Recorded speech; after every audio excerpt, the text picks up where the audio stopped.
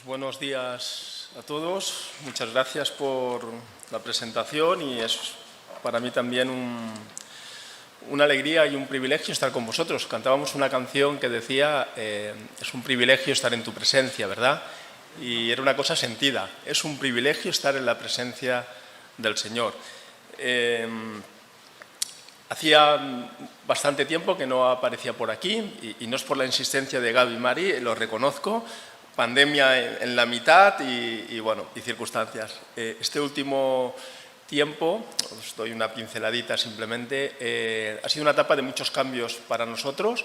De hecho, estamos hace una semana que hemos hecho un cambio de vivienda, con todo lo que implica. O sea, si sabéis lo que es estar en una casa con cajas, ¿no? Y a la hora de buscar las cosas, pues ahí estamos, en pleno jaleo. Pero bueno, nada lejos del peregrinaje que tenemos en la vida, que hay que ir despojando algunas cosas y guardando las que son importantes, ¿no? Muy bien, pues tal como os ha presentado, he venido acompañado de lo que es la familia, ¿no? Esther y la pequeña. La verdad es que el Señor me ha dado un regalo precioso con estas dos personas. Esther simplemente es excepcional, no tengo más que añadir, decir que es excepcional porque lo es. Y luego el regalo de la pequeña Emma, que tiene 4 años, pues el Señor nos la ha dado para llevarnos al límite, ¿vale? El Señor ha dicho, voy a llevaros al límite, Nos ha llevado al límite de muchas cosas y del amor incondicional, porque la verdad es que se despierta cosas muy bonitas cuando tienes la oportunidad de acompañar a unas criaturas, ¿no? Que son un préstamo que el Señor te da, y ese amor incondicional que uno a veces lo racionaliza, lo ve desde la parte de hijo. Cuando lo vives como padre, como madre, pues tiene otra dimensión. Así que estamos al límite en muchas cositas. Y quisiera empezar con una pequeña anécdota con Emma, y a partir de aquí enlazaré con lo que quiero compartir el texto, que nos basaremos en Filipenses. El 25 de noviembre, me acuerdo porque es una fecha señalada, o sea que tengo en la memoria, era un jueves 25 de noviembre del año pasado.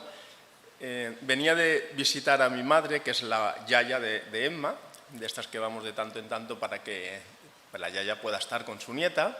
Iba yo en el coche y en esa semana había coincidido que varias familias amigas nuestras, pues bueno, un miembro de su familia pues había fallecido, y entonces tenemos que explicarle a Emma que ahora los papás no podían estar con ella porque teníamos que ir a acompañar a una familia que estaban tristes porque esta persona, bueno, intentas explicarle a una medida, pues la nena tendría 3 años, pues simplemente decir que durante un ratito no estaremos porque vamos a abrazar a otra familia que lo necesita. Y entonces, ella es muy inquieta y preguntaba, bueno, ¿y por qué se ha ido al cielo, no? Nosotros le explicamos, eran familias creyentes, y entonces venía con el coche por la autopista, por la C58, y me dice, papá, o sea que la pregunta me la hace ella, no la hago yo, dice, papá, dice, si la mamá y tú os vais al cielo, yo ya temblando, digo, ya nos está aquí empaquetando, facturando.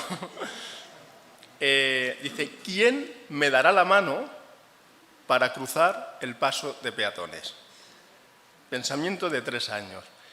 Y me pareció extraordinario, no porque sea mi hija, porque todos los niños tienen pensamientos, sino me hizo pensar cómo había conectado una realidad espiritual, que es estar en la presencia del Señor, con un hecho tan cotidiano para ella como es cruzar con seguridad un paso de peatones.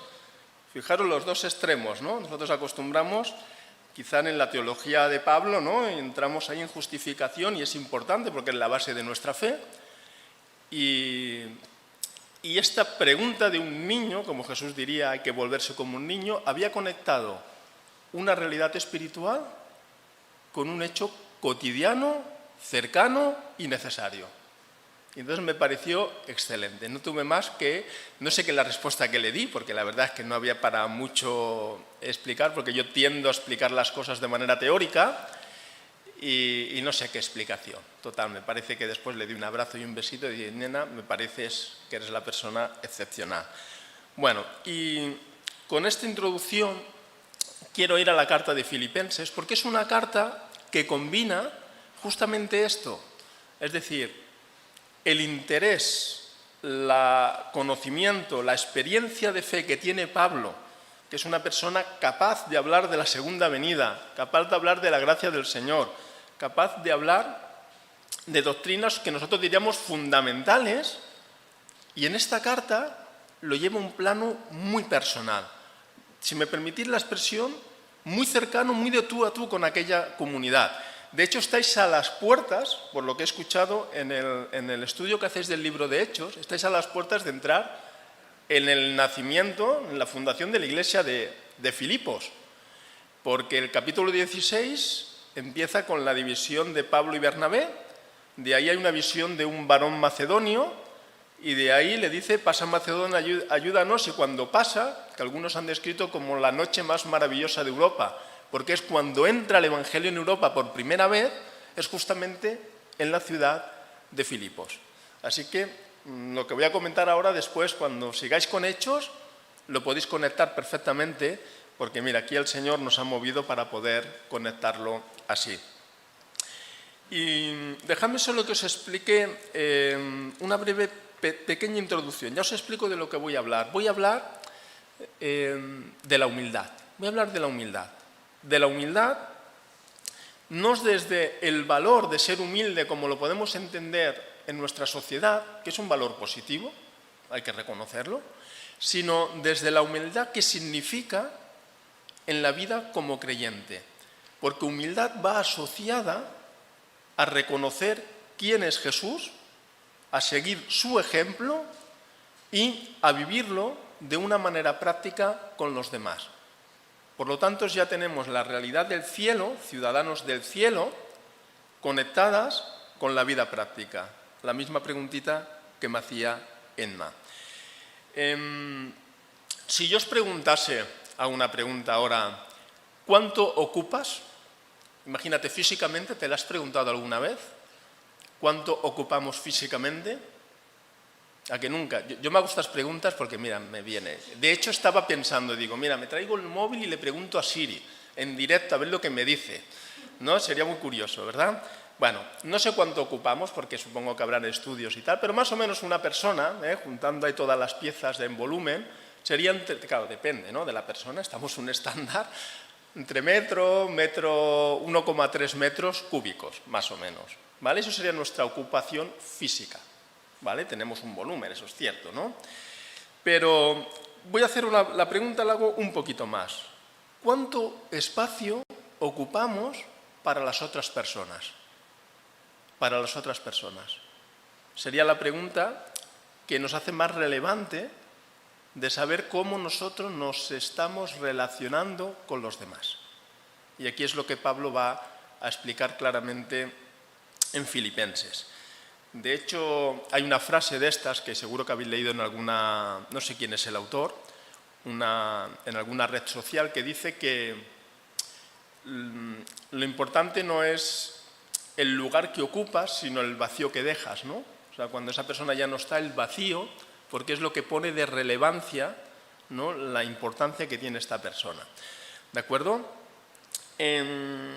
Con esta idea de lo que ocupamos, el valor que ocupamos las personas en las relaciones con los demás, en la iglesia, evidentemente, hay como áreas, ¿no? O sea, nosotros tenemos un espacio ocupado en la familia, ¿verdad que sí? Que es diferente que el contexto, por ejemplo, de los amigos o compañeros de trabajo, que también es una interacción, pero es diferente este espacio que ocupamos, ¿no? Pero Pablo nos va a enseñar en Filipenses que la Iglesia, desde la gracia y la experiencia de Jesús y su ejemplo, se conecta con la vivencia de la relación que tenemos unos con otros. Es decir, no podemos entender el ejemplo de Jesús, la vida de Jesús, la persona de Jesús, no podemos entenderlo si eso no lo estoy viviendo con los demás. Esta es la idea. ¿De acuerdo? Es decir, si lo que yo creo, hablo, sé de Jesús no se está traduciendo en mi relación con los demás, es que no hemos leído muy bien Filipenses, entre otras cosas. Es que no hemos entendido muy bien el mensaje de Filipenses. ¿De acuerdo? Entonces, si me acompañáis, vamos a Filipenses, vamos a basarnos en final de capítulo 1, principio del 2, y algunas cositas importantes de Filipenses, algunas cositas.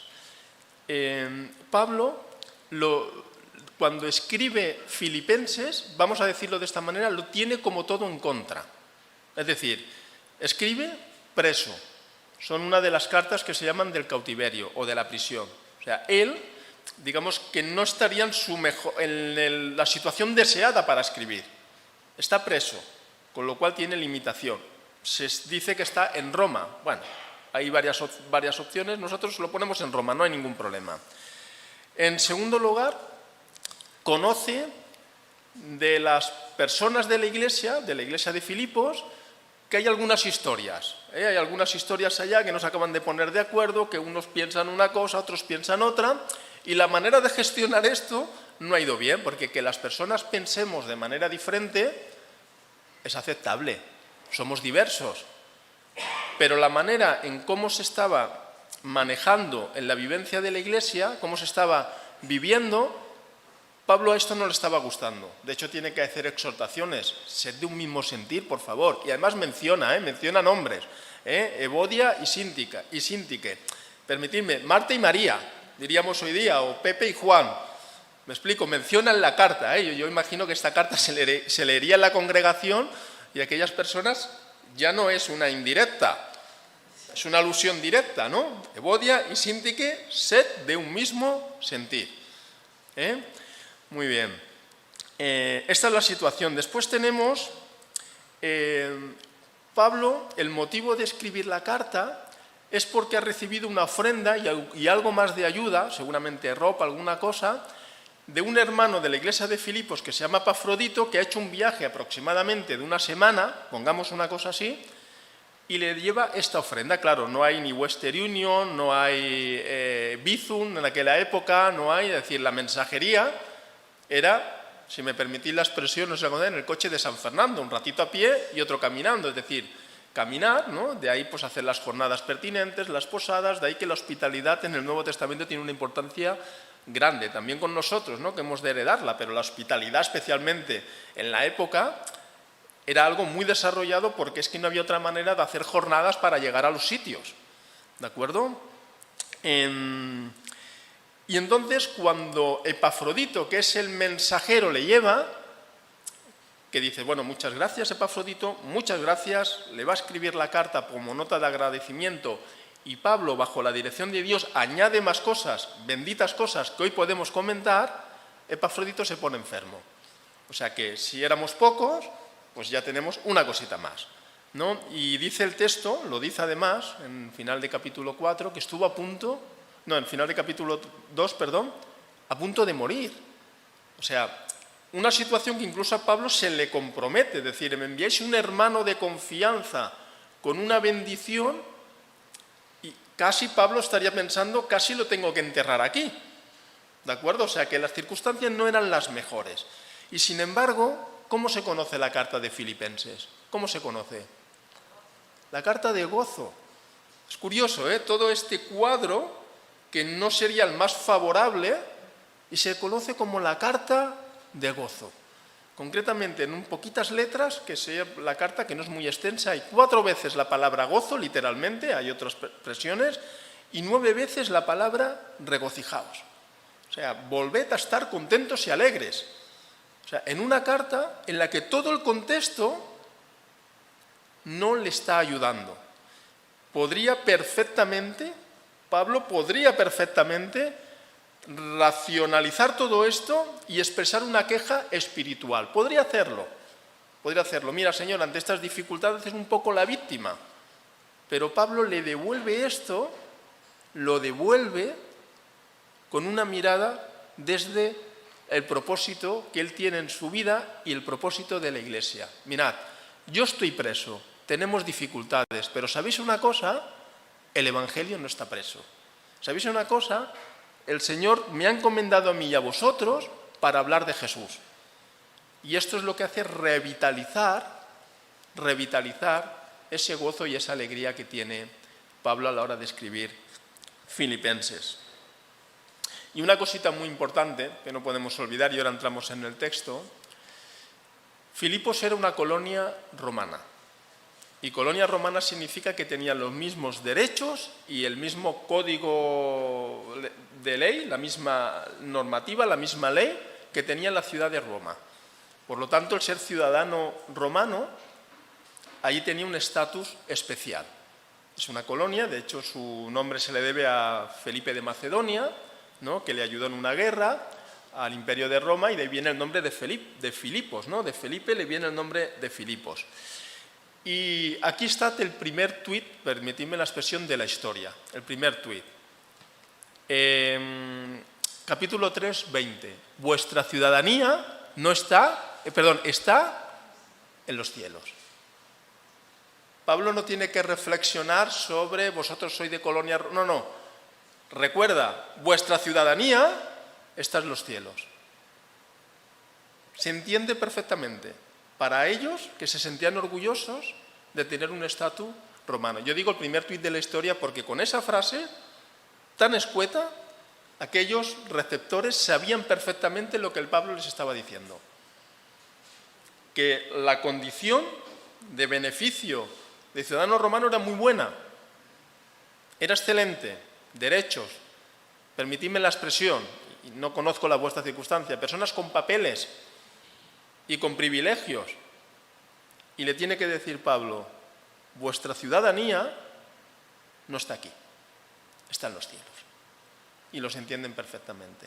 Y esta es la perspectiva. Y ahora vamos al texto, después de esta introducción, y vamos a empezar en el versículo 27 del capítulo 1. Así que os doy la idea principal de lo que voy a compartir y los 3 puntos que vamos a ir desgranando en estos minutos. Vivir con actitud humilde es seguir el ejemplo de Jesús. Vivir con actitud humilde es seguir el ejemplo de Jesús. Y 3 razones nos va a dar Pablo. La primera es, se puede o es posible en las circunstancias difíciles. Es posible en las circunstancias difíciles. Vamos a leer el versículo 27. Hay una introducción muy bonita que no voy a leer por tiempo. Solo os pido, dice Pablo, por cierto, ahora que dice os pido, ¿no, Pablo? Es la carta más, como os he dicho antes, más personal que hay. 52 veces Pablo se refiere de manera personal. Os pido, o conmigo, o a mí. Hay alguna referencia que no es muy habitual en Pablo, pero en esta carta está plagada de referencias personales. Os pido que vuestra conducta sea digna del mensaje, perdonad, estoy leyendo la Nueva Versión Internacional, ¿de acuerdo? No sé qué versiones tendréis, es la que voy a utilizar. No, la Nueva Internacional, no, perdón, el de la palabra, ¿de acuerdo? El de la palabra. Os pido que vuestra conducta sea digna del mensaje del Evangelio de Cristo, para que, tanto si voy a visitaros y yo mismo lo veo, como si estoy ausente y llega a mis oídos de lo que se dice de vosotros, compruebe que permanecéis unidos, luchando todos a una, por manteneros fieles al mensaje del Evangelio. No os dejéis, pues, intimidar por los enemigos. Dios ha dispuesto que lo que para ellos es señal de perdición, sea para vosotros señal de salvación. Y es que a vosotros se os ha concedido el privilegio no solo de creer en Cristo, sino también de padecer o sufrir, que dicen algunas versiones, por Él. Pues estáis librando el mismo combate en el que me visteis empeñado y que, como ahora oís, sigo sosteniendo. Aquí nos vamos a parar en el primer punto. Recordad que estamos a pesar de las circunstancias difíciles. Algunas cositas de aquí que me gustaría compartiros. Dice el apóstol, os pido que vuestra conducta, otras versiones dirá que os comportéis. Mirad, es muy interesante esta palabrita que utiliza aquí Pablo, es muy interesante. Y os intentaré explicar el porqué. La idea de la conducta o del comportamiento que utiliza Pablo es la misma palabra, la misma que nosotros utilizamos para una que tenemos muy desgastada, que es política. Nuestra palabra política, que cuando escuchamos política ya pensamos en corrupción, en disputas, en intereses personales, olvidándote de lo que la gente realmente necesita, ¿verdad? Y la idea es, en Grecia, y es el contexto donde se dirige Pablo y escribe en griego, cada ciudad pequeñita se llama polis. Y entonces la manera en cómo se administra la ciudad deriva la palabra política. O sea, la política es la manera en cómo tú administras pues, un espacio donde convive cientos o miles de personas. ¿De acuerdo? Tiene sentido, originalmente. Pues esta es la palabra que utiliza Pablo aquí, polis. La palabra, cuando dice vuestra conducta, vuestro comportamiento es vuestra, entre comillas, política, la manera en cómo administráis, gestionáis, os interrelacionáis, os relacionáis unos con otros, y nos dará ahora el cómo debe ser. Literalmente sería ser cívico, literalmente, pero no de cualquier manera, sino ser cívico de acuerdo a la dignidad de lo que es el creyente que ha creído en el Evangelio de Jesús. ¿Cómo se puede ser cívico? Y no es digamos, una exposición de ética, porque estamos centrados en el texto de la palabra. Ser cívico en la comunidad pequeña, que sería la iglesia, y en la comunidad amplia, que sería nuestro barrio, vuestro barrio de la iglesia. La única manera que tenemos hay dos aspectos, y lo veremos aquí. Uno es no traicionando el Evangelio. El Evangelio no se puede recortar, y Pablo va a ser muy enfático. De hecho, cuando llega al capítulo 3 y hay unos tales judíos que tienen unas ideas, Pablo es muy tajante. En este caso porque es muy personal, a veces hay que ser más diplomático, pero aquí Pablo es muy tajante porque es un tono personal.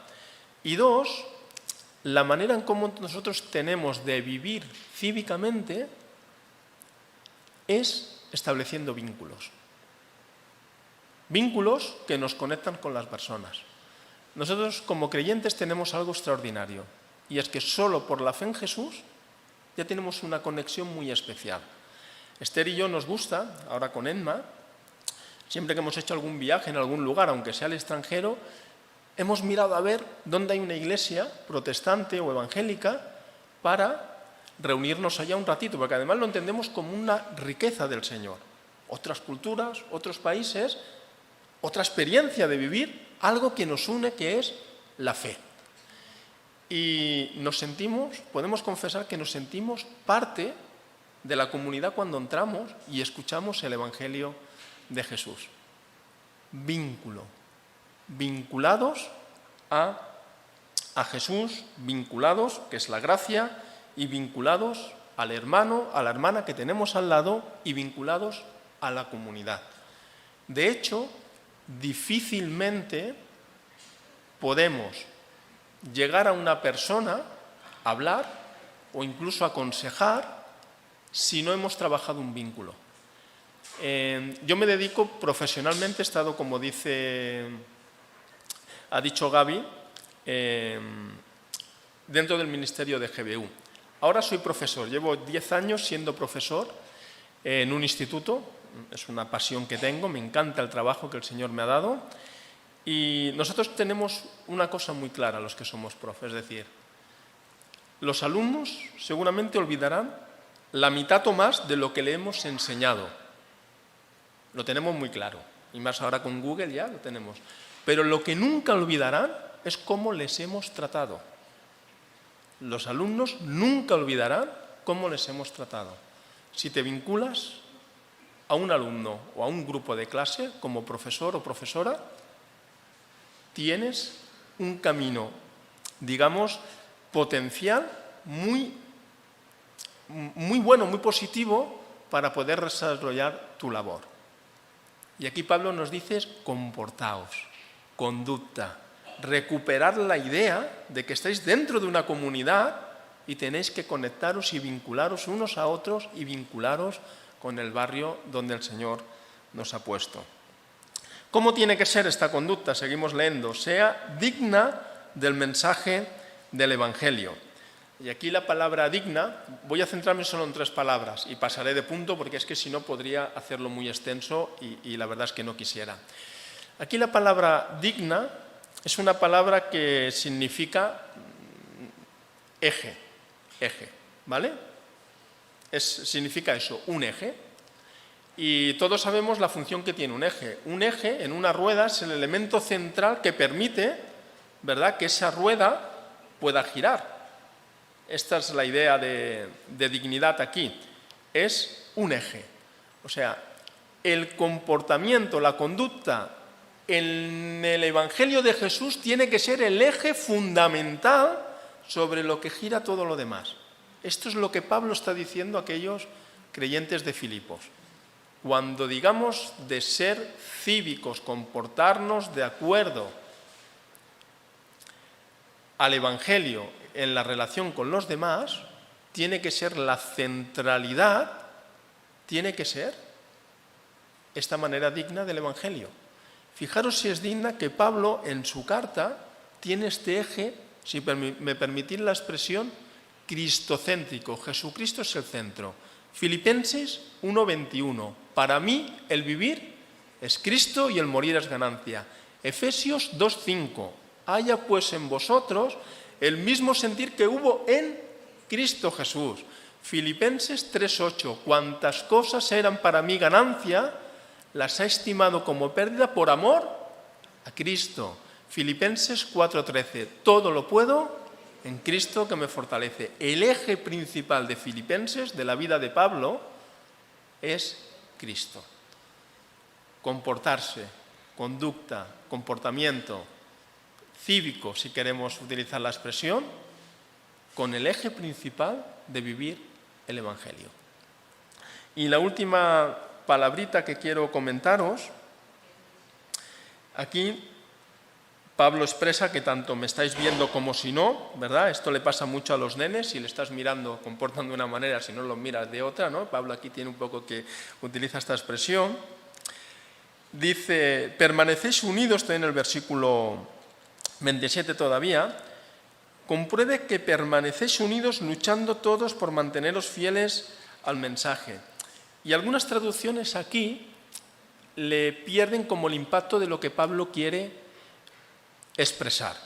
Mirad, ya tenemos la idea de cómo debemos comportarnos con los vínculos, base al Evangelio como el eje principal del Evangelio de Jesús. Y aquí Pablo viene a decir literalmente, estando en pie, siendo compañeros de atletas.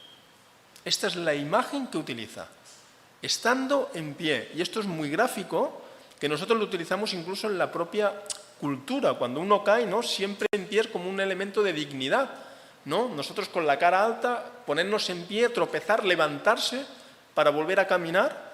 Y Pablo está diciendo, aún en esta lucha estamos en pie. Y nos mantenemos en pie sabiendo que al lado tenemos compañeros de atletas. Y esta misma idea la desarrollará en el capítulo 11 de Hebreos, el autor, diciendo, teniendo alrededor nuestro gran multitud de testigos, compañeros de viaje, comunidad, iglesia, pero en pie, en pie, en pie. ¿De acuerdo? Es la idea que aquí se traduce como en unidad o unánimes o estando unidos, literalmente es compañeros atletas. Y el atleta no es una actitud cualquiera, implica una mentalidad, una manera de entender la vida, implica una preparación, implica el saber que tiene que realizar determinados ejercicios de preparación, etcétera, etcétera, etcétera. Y si me permitís, voy a dejar este primer punto en estos versículos, porque no quiero extenderme demasiado. Y la pregunta sería, ¿qué relación tiene esto con la humildad que has comentado en el primer punto? ¿De acuerdo?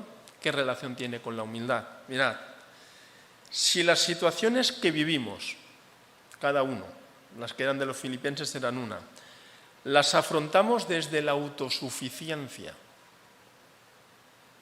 Yo puedo.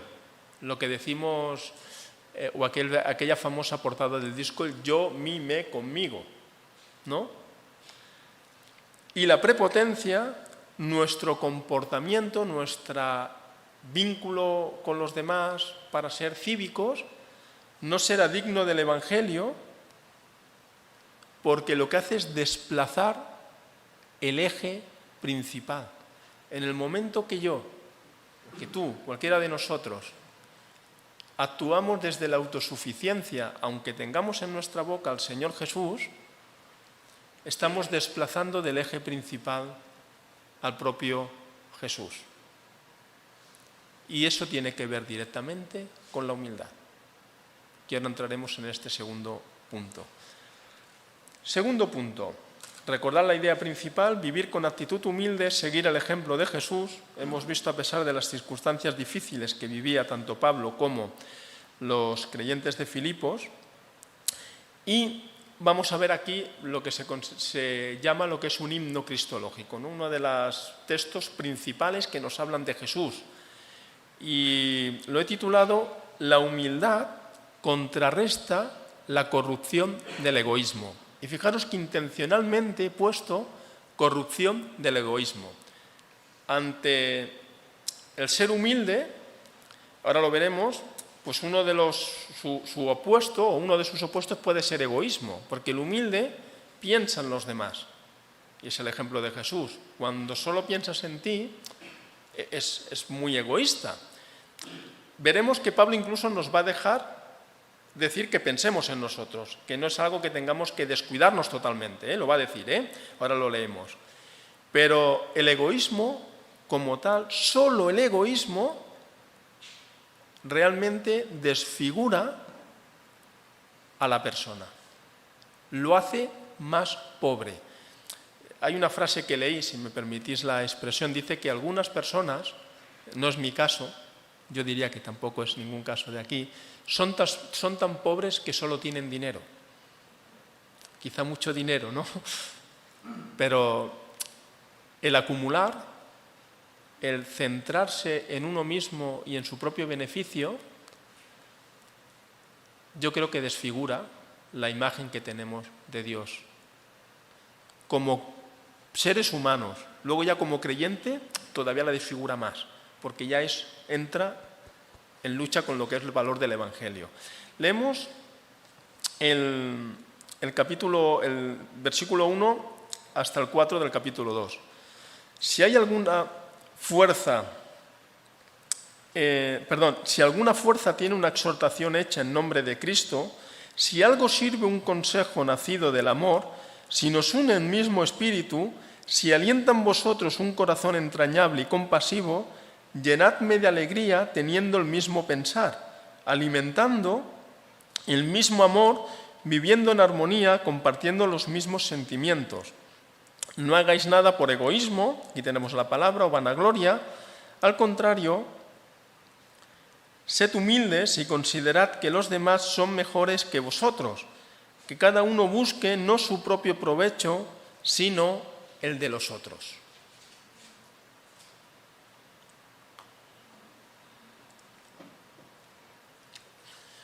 La primera parte, Pablo aquí nos dice qué es lo que ya tenemos, por el hecho de estar vinculados a Jesús, por el hecho de ser creyentes y de vivir el Evangelio. Pues mirad, tenemos, aquí pone fuerza, ¿no? Yo he leído exhortación hecha en el nombre de Jesús, estímulo en su unión, ¿de acuerdo? Y la palabrita aquí, que se traduce, es una palabra, me parece, hasta más interesante y más significativa, ¿no? Se puede traducir de tres maneras. Si tenemos alguien que nos defiende, o que intercede por nosotros, o que nos consuela. Por cualquiera de estas tres se puede traducir. Es decir, si hay alguna pues o consuelo, o defensa, o intercesión en el nombre de Cristo, si esto ya se da, ¿de acuerdo? Si además se da, el segundo dice aquí, algo sirve de un consejo nacido del amor. Yo tengo aquí en la otra traducción, algún consuelo en su amor, y aquí la idea es un refrigerio. Estamos en olas de calor, ¿verdad? Aquí está rica una cervecita fresca cuando... ¿A que sí? O agua fresca también, ¿verdad? Es un refrigerio. Pues esta es la palabra que está utilizando Pablo aquí. Si hay un refrigerio de amor, si el amor es tan renovador y fresco, precisamente por esto, porque ya tenemos el vínculo en la gracia de Jesús. Si se da todo esto, ¿de acuerdo? Y pensad una cosa, dice que es alguna unión en amor, dicen traducciones. No hay nada más poderoso que pueda unir a dos personas que una historia de amor. No hay nada más poderoso que una o dos personas, a pesar de todas las dificultades que puedan tener, que amarse uno al otro. Es poderosísimo el poder del amor. Pues ahora imaginaros el amor de Dios hacia el creyente, experimentado de manera real. Y Pablo está diciendo, pues ya que tenemos este defensor, este consuelo, ya que tenemos esta unión en amor, este refrigerio, y después dice, he leído, vale, y nos une el mismo espíritu y alienta en vosotros un corazón entrañable. Otra traducción les dice algún compañerismo, alguna comunión, alguna relación unos con otros. La tenemos, somos creyentes, ya la tenemos, ¿de acuerdo? Y si sienten algún afecto entrañable, que sale de dentro. Nosotros decimos, cuando queremos ser sinceros, me sale del corazón, porque es nuestro patrón cultural. El patrón cultural de cuando escribe Pablo es las entrañas. Literalmente es un poco desagradable, dice vísceras. Pero es como decir, te sale de la propia, de mi intimidad, de dentro de mi ser, me sale este amor. Es decir, me puedes cuestionar muchas cosas, pero lo que yo siento en amor hacia ti, lo siento, es incuestionable. O sea, no puedes rebatirme esto porque es mi sentir. Y entonces Pablo dice, si sienten este afecto entrañable y compasivo, cariñoso, tierno, que se preocupa en amor por los demás. Si todo esto ya está, porque lo está en Jesús, Pablo dice, añádanlo.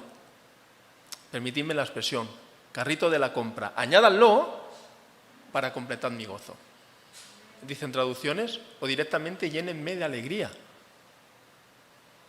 Sí, creo que es extraordinario. Si alguien desde el amor entrañable y sincero te ha dicho alguna vez algo bueno para edificación, tú te llenas de alegría. Tú te llenas de alegría. Pero si es natural, si poder abrazar a alguien, reconocer, oye, es una bendición haber compartido este tiempo contigo, o haber orado contigo, o gracias porque me has ayudado a hacer no sé qué, si solo estas palabras ya nos producen una alegría, Pablo aún lo multiplica más. Mira, tenemos unión, tenemos refrigerio en ese amor, tenemos consuelo, tenemos compañerismo, que la palabra no lo ha dicho, ¿vale? Que es koinonía, la misma que aparece en Hechos varias veces, si lo habéis comentado. Tenemos todo esto, por favor, me estáis llenando de alegría. Me estáis haciendo sentir literalmente contento, pero en un grado extremo, Y continuamos, y ahora viene la parte de decir, a partir del versículo 3, ya que esto lo tenemos y me produce alegría, dice Pablo como si dijera, déjenme que os dejes unas pequeñitas advertencias. Mirad, no hagáis nada por egoísmo o vanagloria. Es decir, vacío de no dar gloria y honra a Dios. Es lo que quiere decir la vanagloria. La vanagloria es que está vacío de gloria. que somos creyentes, que vivimos para honrar al Señor. Si nuestra actitud es focalizar nuestra persona,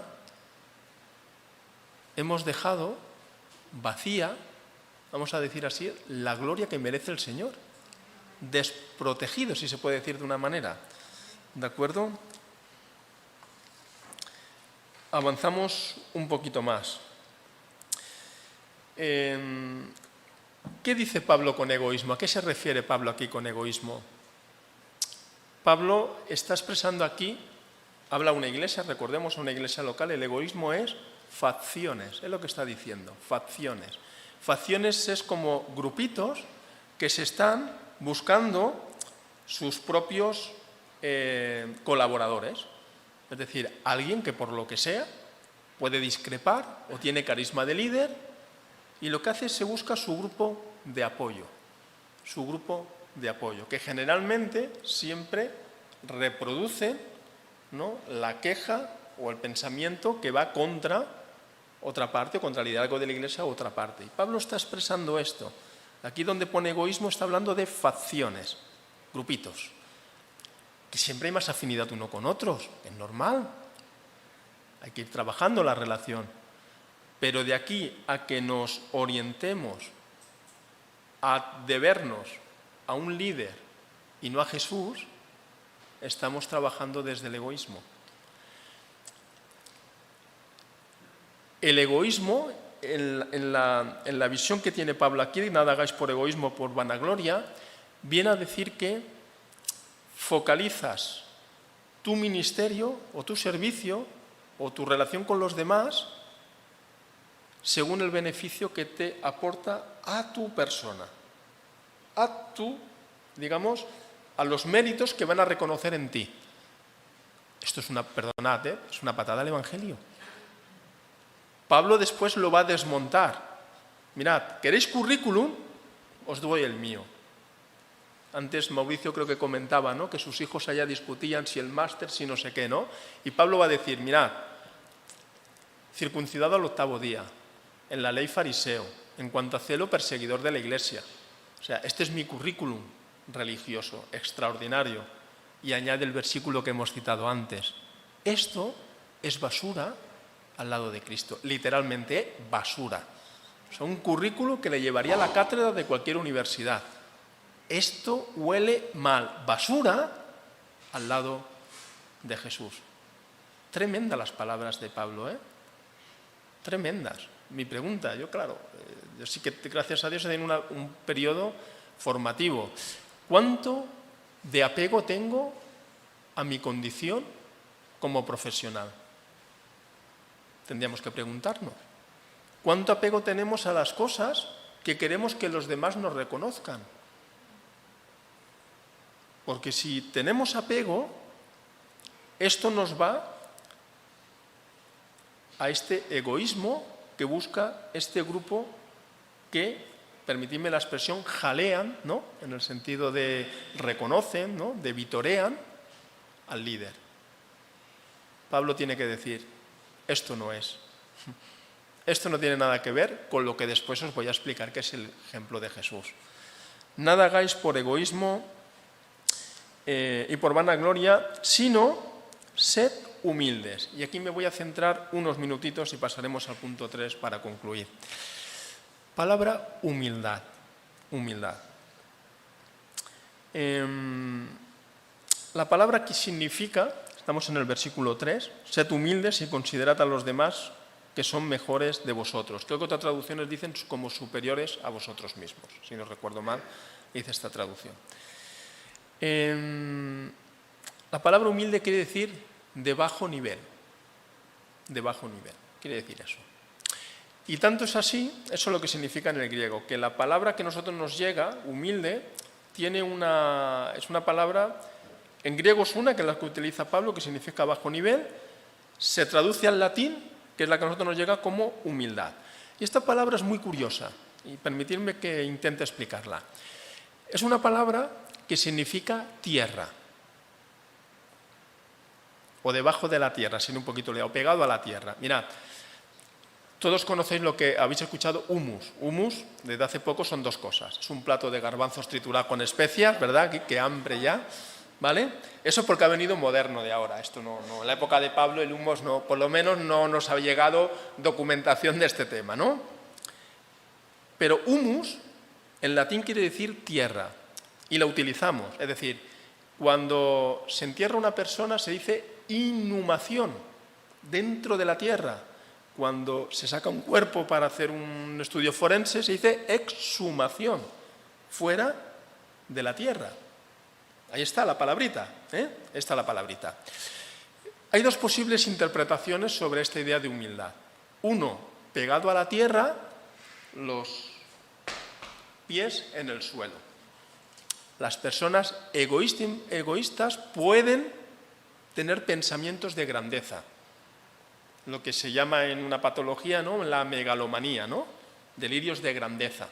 Es tan egoísta, tan centrado en ti que parece que, ¿no?, que te creas que ya eres hasta tan distintivo que puedes casi codearte con el propio Señor Jesús. Esta es una idea, pegado a la tierra. Mira, recuerda, ¿vale? A la tierra me hace visión horizontal con los demás, de tú a tú, entre iguales. Y la otra es, como hemos dicho, tierra, recuerda que polvo eres y al polvo volverás.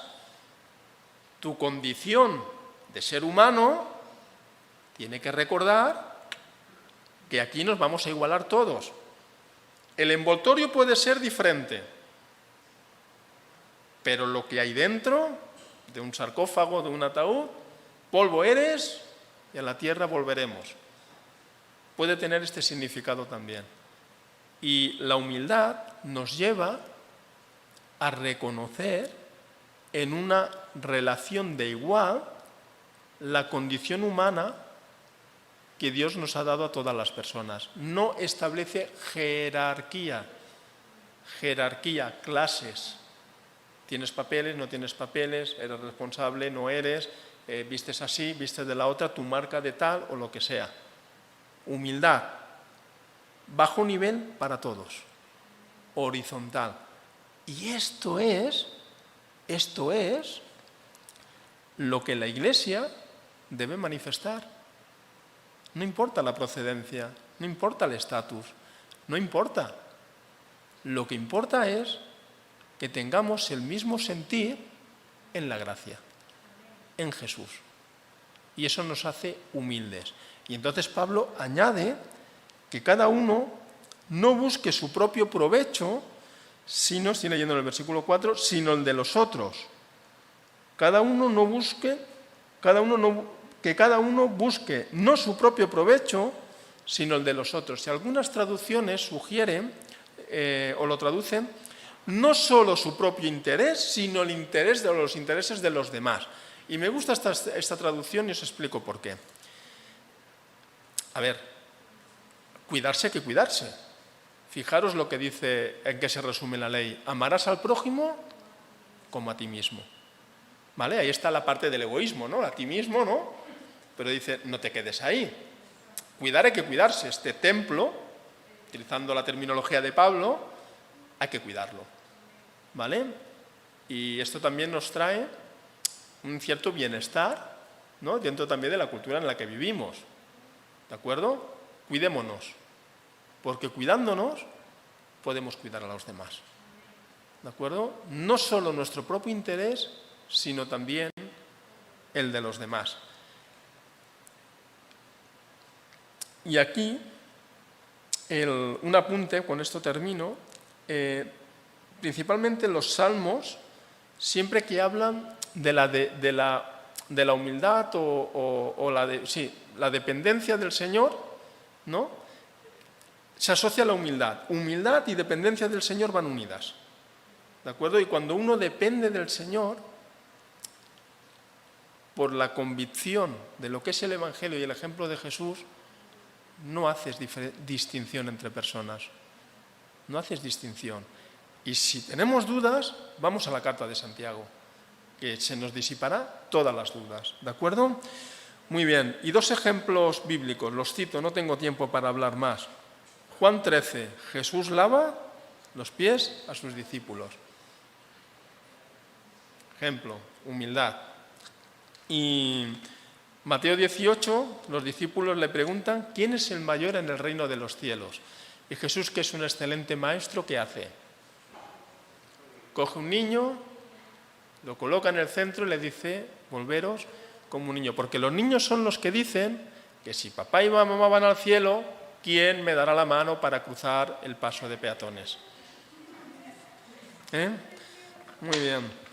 Y el punto número 3, disculpad si me acabo enseguida. Estamos en vivir con actitud humilde, seguir el ejemplo de Jesús. Hemos dado la primera razón a pesar de las circunstancias difíciles. La humildad contrarresta la corrupción del egoísmo, lo acabamos de ver.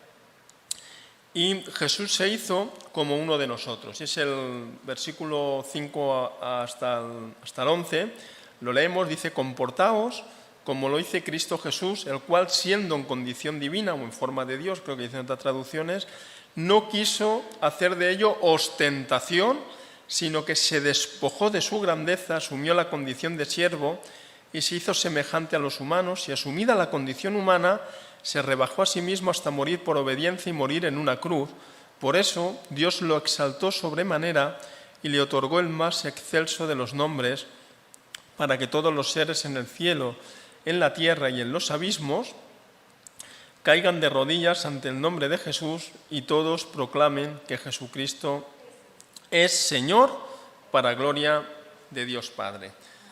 Aquí hay, permitidme la expresión, mucha tela que cortar. Voy a coger 3 pinceladitas y lo dejaremos aquí. ¿De acuerdo? Es uno de los 3 himnos que encontramos en el Nuevo Testamento que son centrados en la propia persona de Jesús. Algunos sugieren que este himno es una canción, un himno, ¿no?, de musical, cantado en la iglesia primitiva, incorporado.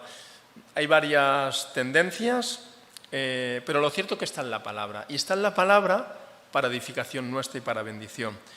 Fijaros, si ya hemos visto las dificultades que podemos vivir y cómo Pablo nos da la perspectiva para poder afrontarlas. Si ya hemos visto que nos exhorta a la humildad en ese mismo sentir. El argumento incuestionable y final es, mirad, tenéis a Jesús mismo, y explica por qué. Forma de Dios, siendo Dios mismo.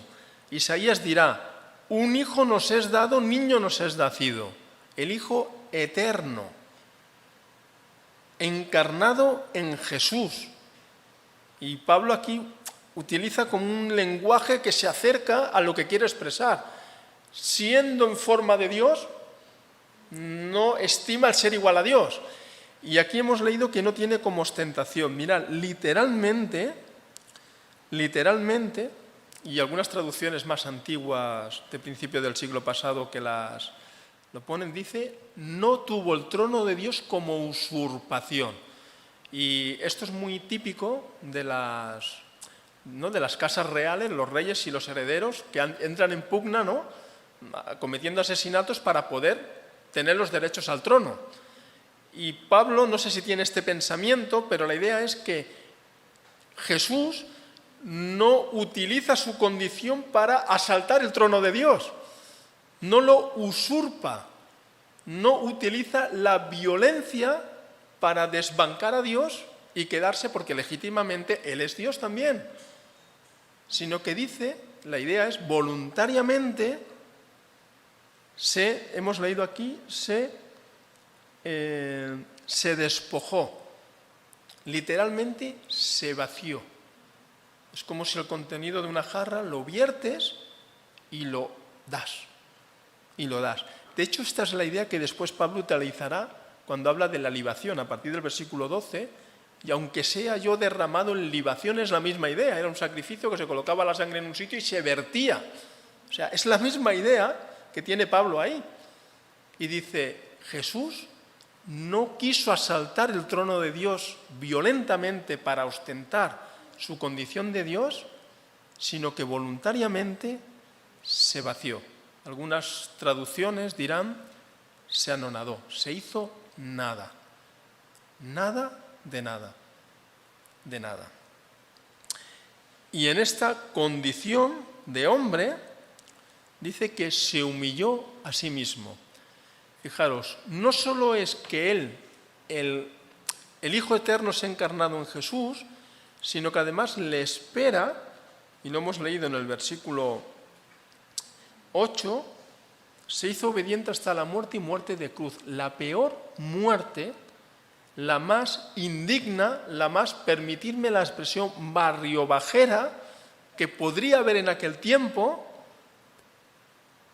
reservada pues a personas que eran ladrones, malhechores y, diríamos hoy día, parias, gente totalmente al margen de la sociedad y que habían cometido delitos, eran crucificados según la ley romana, que tenían este método cruel, porque era muy cruel, para morir.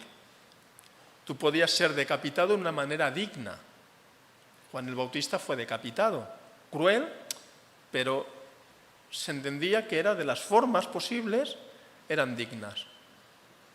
Jesús se humilla hasta tal punto que incluso la propia muerte es una muerte que se expone ante todos los demás como alguien que es más indigno que todos cuando renuncia a su propia condición de Dios.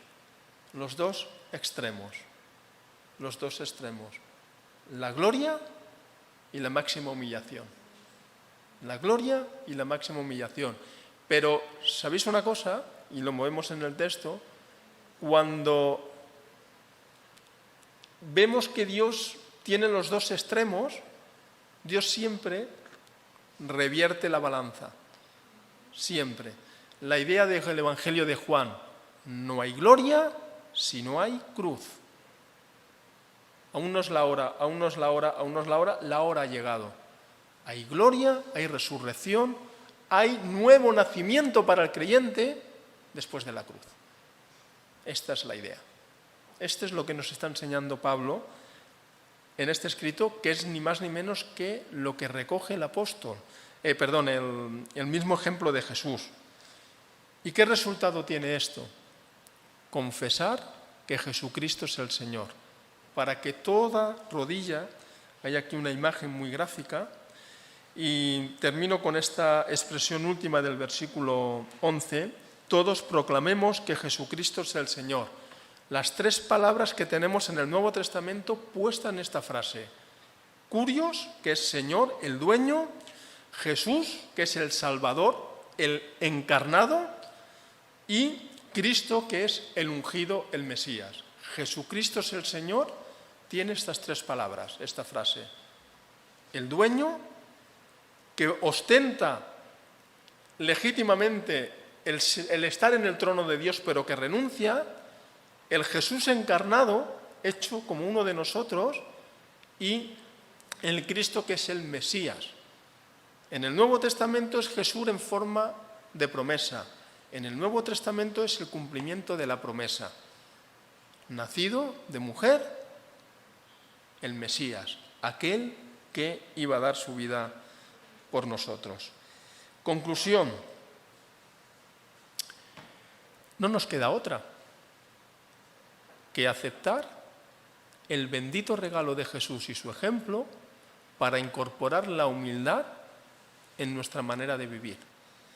Y no olvidemos que nuestra perspectiva es vinculados unos a otros con el eje principal del Evangelio de Jesús, teniendo el ejemplo supremo del mismo Señor que acabamos de ver. Y entonces sí, podemos confesar ante Dios y ante las personas que sean: Jesucristo es el Señor. Que así sea.